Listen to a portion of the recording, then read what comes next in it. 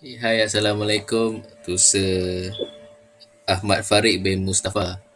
My name Muhammad Izzuddin bin Muhammad Jamil. My name is Muhammad Syarif bin Qasim. My name is Muhammad Muaz bin Zulkhairi. My name is Anisakila binti Muhammad Noor Azmi. Okay, so our group will present an annual report for two companies, which is FNN and Power Berhad.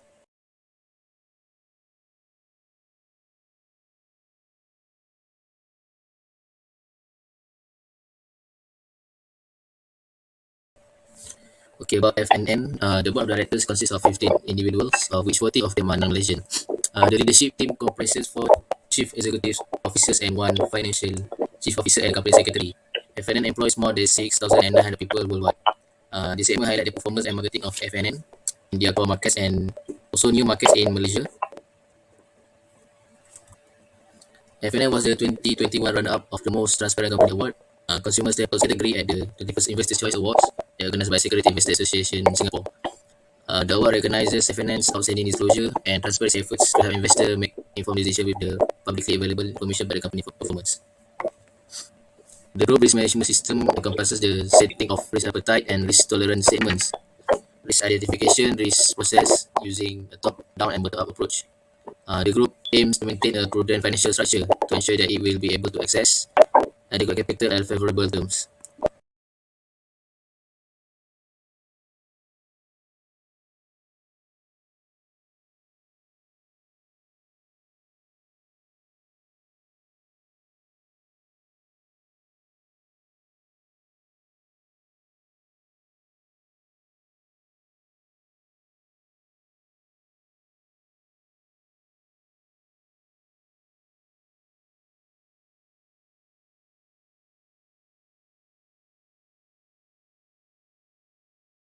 Okay.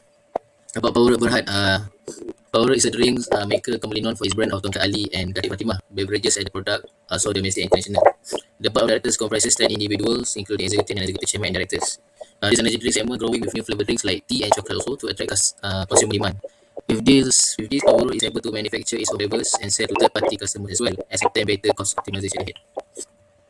For the fiscal year of 2021, Power recorded a profit after tax decrease from 2020. The group recorded revenue of 309.2 million, a decrease of approximately about 19.9% from the revenue of 386.1 million recorded in the previous fiscal year end 2020. This decrease was a result of lower local and export sales. Uh, for FYE 2021, the group recorded a PAT of 28.3 million, a decrease of 55.2% from the PAT of 51.7 million in FYE of 2020. The reduction in PAT was due to lower sales as well as foreign exchange losses this year as against foreign exchange gains in the preceding year. Okay. Okay, so now we go to the profitability ratios. Profitability ratios is a must indicator when we analyze annual report of the company. So profitability ratios indicate how efficiently a company generates profit and value to the shareholders. So what is a profitability ratio? Profitability ratio assesses a company ability to earn profit from its sales or operation, balance sheet asset or shareholder equity. So as we can see in the figures, both FNN and Powerwood have good profitability ratios. So we compare it using 7 items. Firstly, profit margin ratio. Both have good profit margin ratio, but Powerwood is bigger than FNN. Next, for the asset turn, FNN is better than Powerwood. FNN is 1.07, while Powerwood is 0.89. Next, return on asset, FNN bigger than Powerwood by plus minus 1%. Next is earning per shares. Powerwood is better than FNN by 0.03 cents. About price earning ratios, FNN is better than Powerwood. Payout ratio, no, Powerwood is better than FNN. Is the difference about 14%.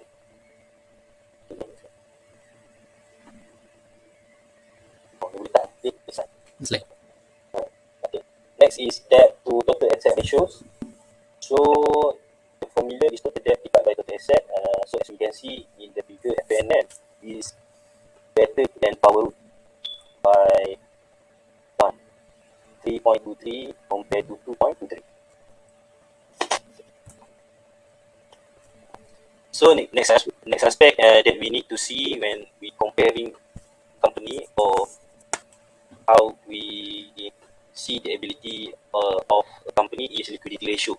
Liquidity ratio is to measure a firm ability to meet its current obligation using its current asset. When analyzing a company, investor and creditor want to see a company with liquidity ratio. A company with healthy liquidity ratio is more likely to be approved for credit. Some formal liquidity ratio include the current ratio, asset base ratio, receivable turnover, and inventory turnover. So for the first step, for liquidity analysis, is to calculate the company current ratio. The current ratio show how many time over the company can pay its current debt obligation based on its asset. Current usually means a short time period of fewer than 12 months. That means 1 year. The formula is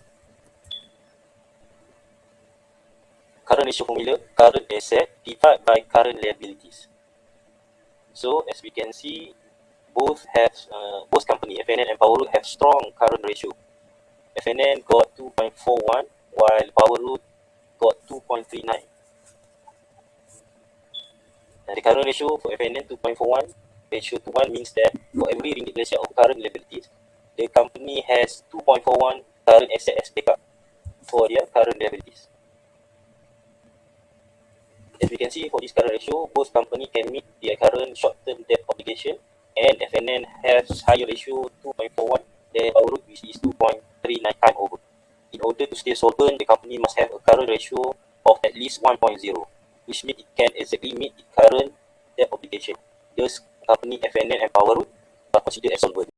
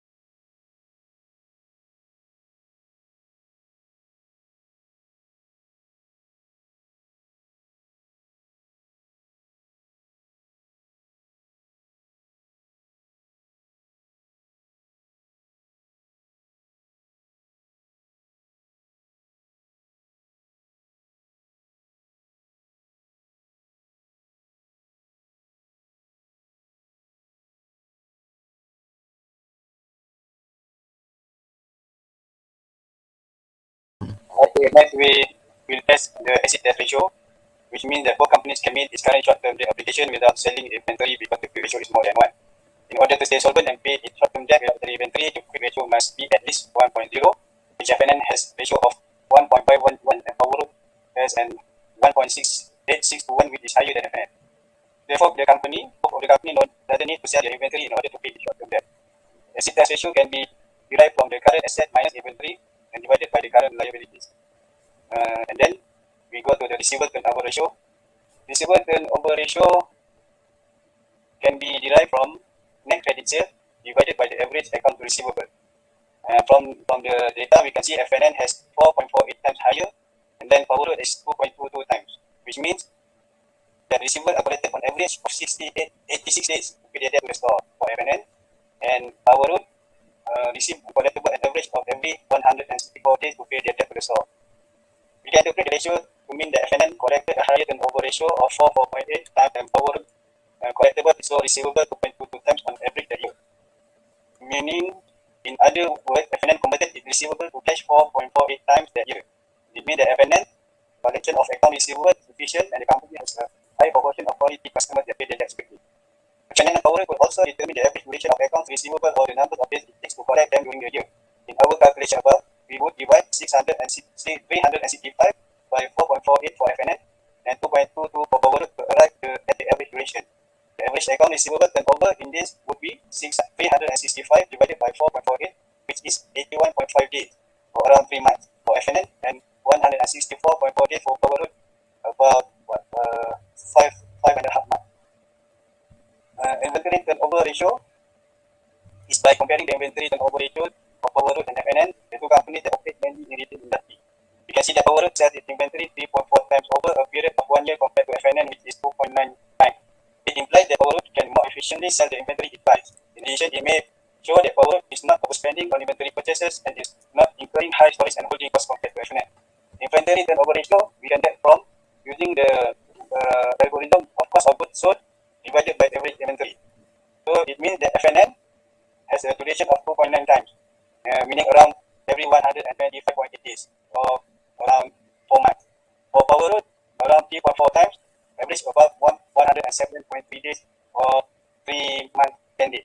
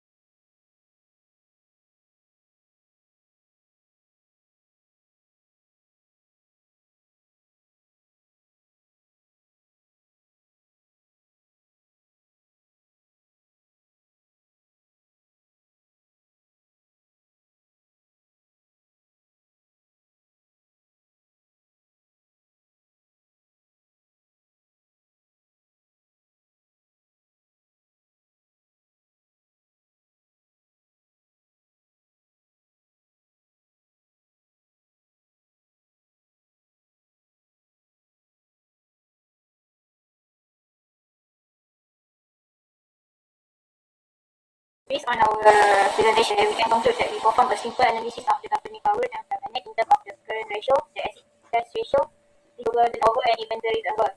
This simple liquidity analysis will get us started. Next. So for investor pick, we will compare between FNN and Power. So first, FNN is expecting to post stronger financial performance in 2022 after recording a year of resilience in its financial year ended September 30, 2021.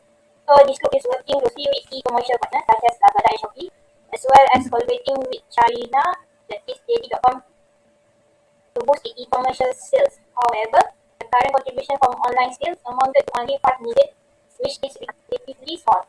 Today, food and beverage in Asia make up only 25 to 27.6% of the operating profit.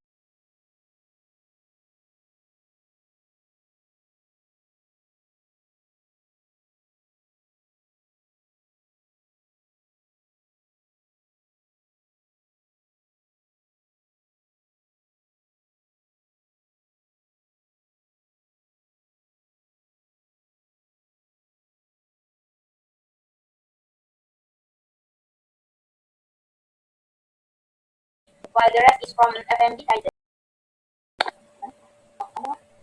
F&N has started to diversify its revenue source from abroad, with F&N main priority for the coming year is to meet Dubai and effective location so that the group can expand into the Middle East and African market.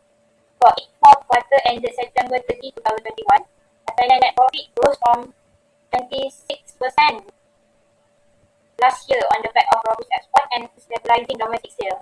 So the company saw a small contraction of 2% from its quarterly revenue from 975.09 million last year.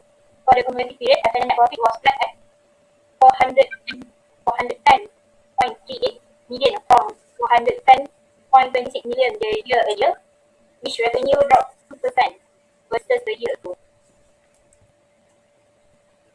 So for the Power Road, Berhad posts a higher high annual net profit for its financial year ended March 31st, 2021, up to 83.5 from FYE20, as it concluded its fourth quarter with earning more than doubling with better sales. The group annual revenue grew 14.2% to 386.1 million. The stock exchange flipping today's show. Earnings per share rose to 12.8 cents from 7.1 cents. So the average company net profit for the fourth quarter ended March 30 come in at 12.76. The average company net profit for the fourth quarter ended March 30 come in at 12.67 million, up to 155.7% from 4.69 million in the corresponding quarter last year, as revenue rose 13.6 million following an increase in both local and overseas sales. So the company is adapting its sales strategy for different consumer behavior in the post-MCO world. They will increase their focus on reaching potential customers online while evaluating traditional marketing and promotion activities for the time being. The company also maintained new product launch plans for the year since coffee typically enjoys inelastic demand. In addition, the market pursuit of quality Sharia compliance consumer stock that offers solid earning growth and decent dividend yield should continue to drive interest in Power Road shares. Looking at the above summary, we can conclude both companies improved their position from 2020 to 2021 as indicated by their financial statement, balance sheet and cash flow statement. That's all from us. Thank you.